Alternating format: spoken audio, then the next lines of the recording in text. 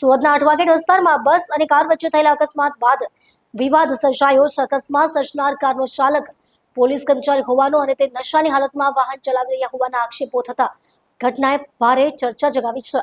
ઘટના સાથે દારૂની બોટલ, ગ્લાસ તેમજ પોલીસ સંબંધિત સામાન મળ્યાના દાવા વચ્ચે પોલીસે સમગ્ર મામલે તપાસ શરૂ કરી છે. સુરતના અઠવાગેટ સ્થિત મૈસૂર કાફે નજીક બસ અને કાર વચ્ચે અકસ્માત સર્જાતા આ વિસ્તારમાં અફરાતફરીનો માહોલ સર્જાયો હતો. સ્થાનિકોના જણાવ્યા મુજબ કાર પૂર ઝડપે આવી રહી હતી અને બસ સાથે અથડાતા કારને ભારે નુકસાન પહોંચ્યું હતું. અકસ્માત બાદ કારની તપાસ દરમિયાન દારૂની બોટલ, ગ્લાસ, પોલીસની વર્દી, બેલ્ટ તેમજ અજય એચ પટેલ નામની નેમ પ્લેટ અને બક્કલ નંબર મળી આવ્યો હોવાના આક્ષેપો સામે આવ્યા છે, જેના કારણે કાર ચલાવનાર વ્યક્તિ પોલીસ કર્મચારી હોવાની ચર્ચાએ જોર પકડ્યું છે. ઘટનાની જાણ થતાં જ મોટી સંખ્યામાં સ્થાનિક લોકો સ્થળ પર એકત્રિત થઈ ગયા હતા અને ભારે રોષ વ્યક્ત કર્યો હતો. સ્થાનિકોનું કહેવું છે કે રાજ્યમાં દારૂબંધી અમલમાં હોવા છતાં જો પોલીસ સાથે સંકળાયેલા વ્યક્તિઓ જ આવા કૃત્યોમાં સંડોવાયેલા હોય તો તે ગંભીર બાબત ગણી શકાય. પરિસ્થિતિ તંગ બનતા ઉમરા પોલીસનો કાફલો તાત્કાલિક ઘટના સ્થળે દોડી આવ્યો હતો અને સ્થિતિમાં કાબૂમાં લીધી હતી.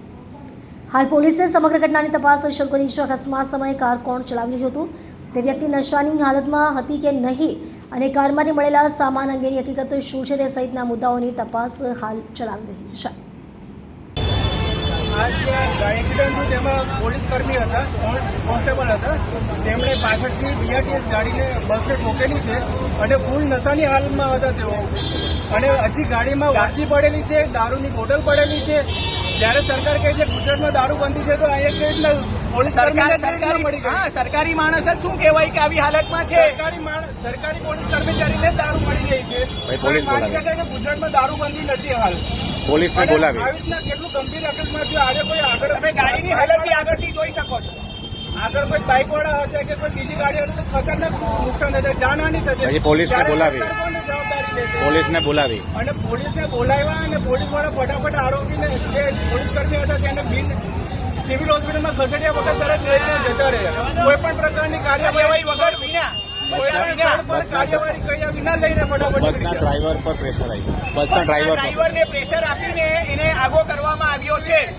અને આજે બસનો ડ્રાઈવર એટલો ગભરાઈ ગયો છે કે જે ફરિયાદ આપવા માટે બી તૈયાર નથી. આજે અમારી એટલી વસ્તુ છે કે પોલીસ વાળાને પર ગુનો નોંધાય અને તેને બીજું કઈ જોઈએ નહીં, આ ગુનો નોંધાવવો જોઈએ. કાર્યવાહી